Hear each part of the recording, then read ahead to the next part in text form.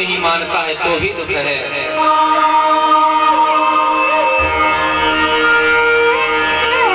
पुत्र से दुख ही दुख है। रात में धुंधली भाग रही है घर छोड़ के, रास्ते में कुआं पड़ता है, कुएं में गिर जाती है और मर जाती है। पिता भी भगवान को प्राप्त हो गया, माता भी मर गई। गोकर्ण जी कहते हैं धुंधकारी भैया अगर आपकी आज्ञा हो तो मैं भी भगवान का भजन करने चला जाऊंगा। धुंधकारी सोचता ही था घर खाली हो जाए, आज्ञा दे दी। गोकर्ण जी चले गए। 5 वैचारी वैश्यों को लेकर आया धुंधकारी और चोरी करता राज्य में। वैश्याओं ने सोचा ये चोरी करता है, अगर ये पकड़ा गया तो मैं भी मारी जाऊंगी, इसलिए इसको वो मार देते हैं और इसका धन लेकर के फरार हो जाते हैं। वैश्याओं ने धुंधकारी को बांध के मारने की कोशिश की, गला दबाया, लेकिन इतना पापी था कि मरा ही नहीं। फिर आग का अंगारा उसके मुंह में डाल दिया। धुंधकारी का गोविंदाय नमो नमः हो गया। वैश्याओं ने धन लेकर के फरार हो गई। कुछ दिन के बाद कालांतर में समय बीता। गोकर्ण जी अपने गांव को आए और अपने घर के आंगन में विराजमान थे रात्रि को। और धुंधकारी प्रेत बन के, कहीं भैंस बन करके, कहीं गधा बन करके, कहीं घोड़ा बन करके गोकर्ण जी को डरा रहा है। गोकर्ण जी कहते हैं तुम कौन हो, बाहर आओ। धुंधकारी प्रेत बन गया है, बोल नहीं सकता है, इसलिए गायत्री मंत्र पढ़ करके जल को छिड़क दिए गोकर्ण जी। और धुंधकारी बोल उठा कि भाई मैं तुम्हारा भाई धुंधकारी हूं, मेरा कल्याण नहीं हुआ है। गोकर्ण जी बोले मैं तो गया में पिंडदान दे दिया हूँ, आपके नाम का श्राद्ध भी कर दिया हूँ, फिर भी आपका कल्याण क्यों नहीं हुआ।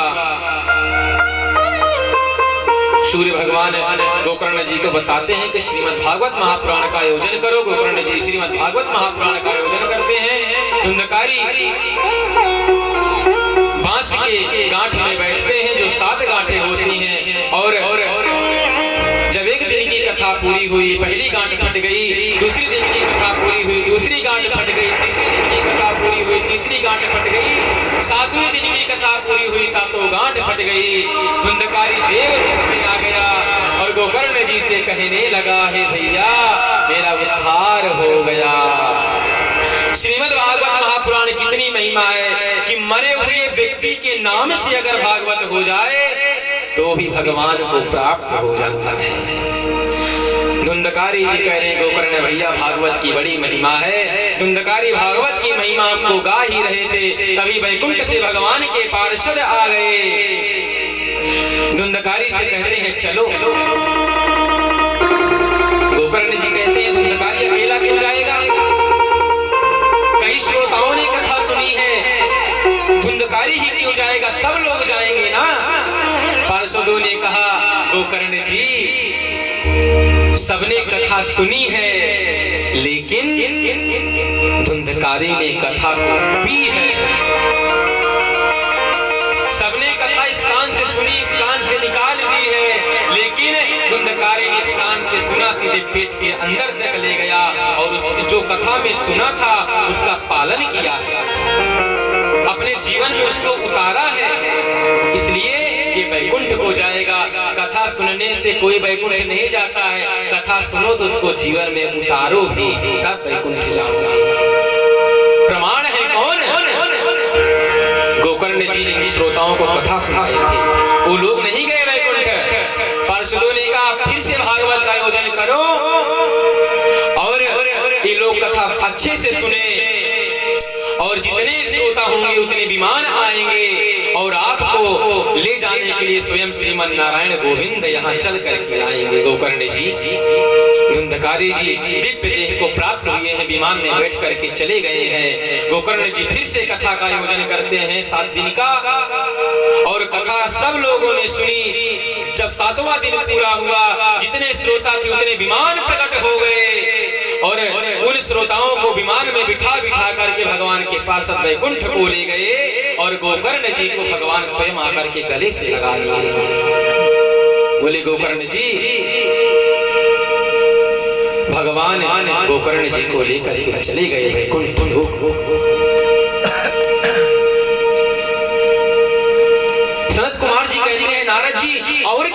सुनोगे भागवत की इतनी महिमा काफी है। नारद जी कहते हैं बस भैया, भागवत की महिमा मैंने सुन ली। जो मरे हुए व्यक्ति को भी उसके नाम से तार सकता है वह कोई साधारण चीज नहीं है। सनत कुमार भागवत की महिमा को गा रहे हैं, वहीं पर सुखदेव भगवान प्रकट हो गए हैं। सुखदेव भगवान भागवत की महिमा को गाते हैं, तुरंत भगवान के भक्त प्रहलाद, महाराज बलि, ध्रुव जी प्रकट हो जाते हैं। कोई झांझ बजा रहा है, कोई मंजीरा बजा रहा है, सुंदर संकीर्तन छिड़ जाता है। सब लोग गाएंगे एक बार प्रेम से, हरे राम राम राम सीता राम राम राम, हरे राम राम राम सीता राम राम राम, हरे राम राम राम सीता राम राम राम, हरे राम राम राम सीता राम राम, हरे राम राम राम सीता राम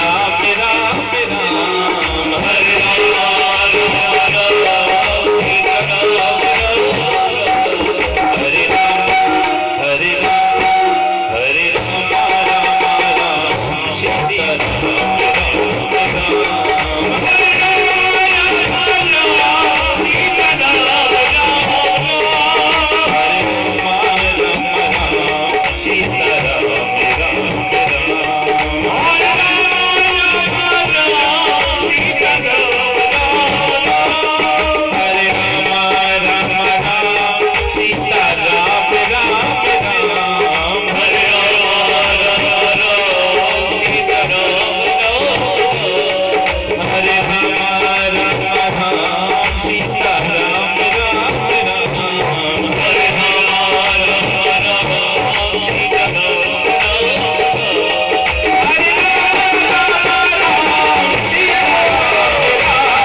राम, हरे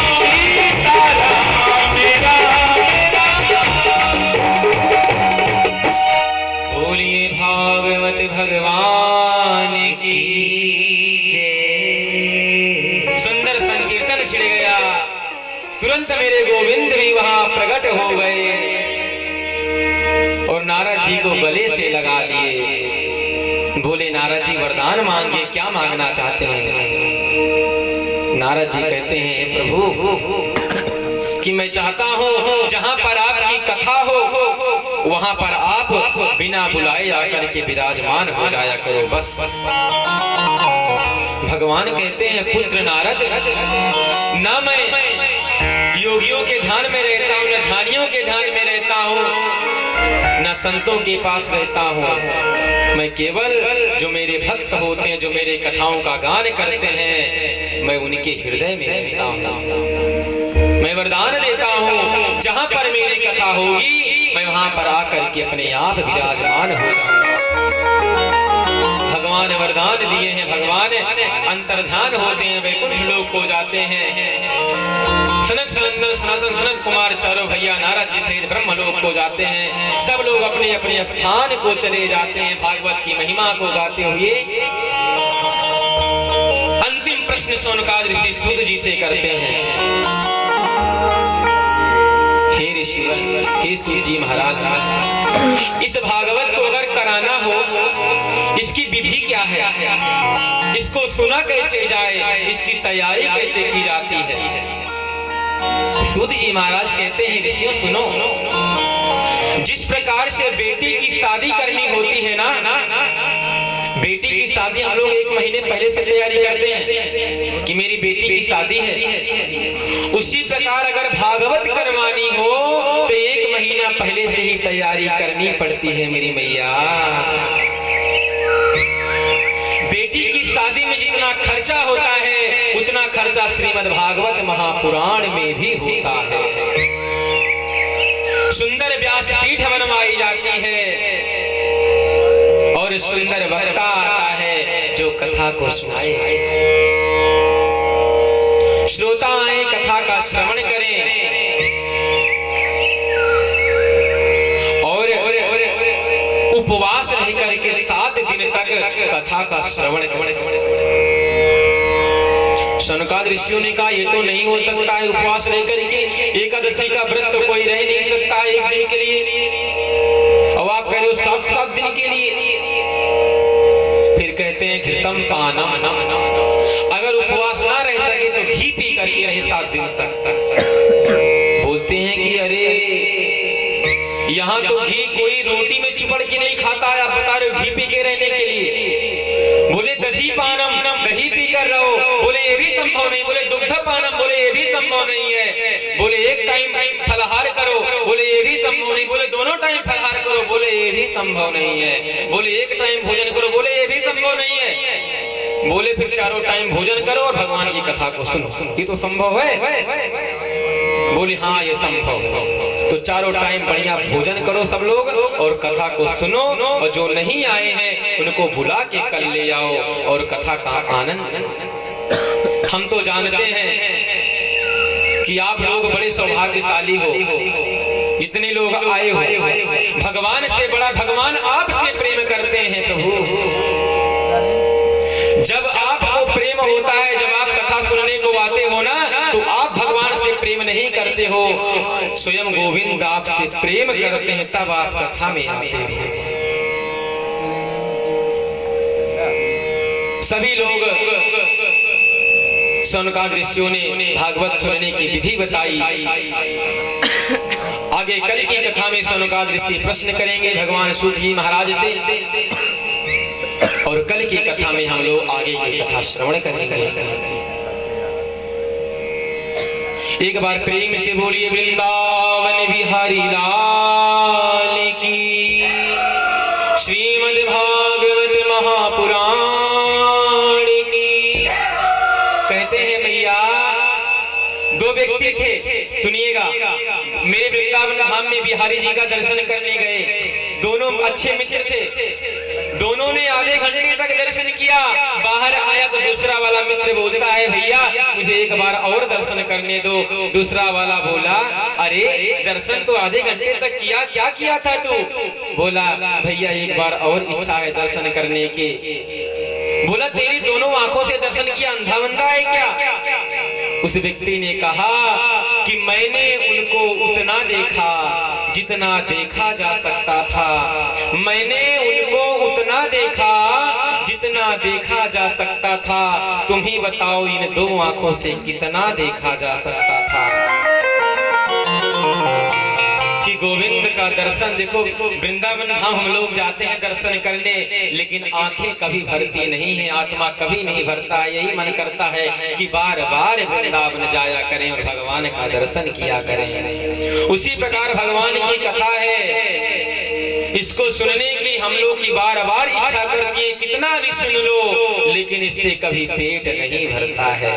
ये भरने वाली चीज ही नहीं है, जितना सुनोगे उतना ही ज्ञान मिलेगा। इसलिए जहां मिले वहीं पान करो, इसका पान करते रहो, मेरा कहना है। मेरी मैया आप लोग आई हैं, कथा को श्रवण की हैं, जो नहीं आए हैं उनको भी कल बुला के ले आइएगा और प्रेम से कथा का श्रवण करेंगे। बोलिए वृंदावन बिहारी लाल की।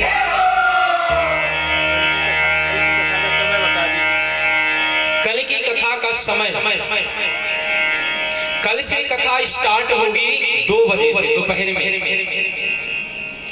जो कि देखिए आज जनता नहीं पाई है ठंडी की वजह से, सब रजाई में सो रहे होंगे, मुझे पता है। सुन भी रहे होंगे, महाराज जी बोल रहे हैं यहाँ से, सुन रहे हो। आप लोगों को ही सुना रहा हूँ कि कल से कथा 2 बजे से होगी, तो दिन में तो आप आओगे। 2 से 5 कल कथा का समय है। आप लोग यहाँ पर 2 बजे आएंगे और 5 बजे तक 5:30 बजे तक कथा का श्रवण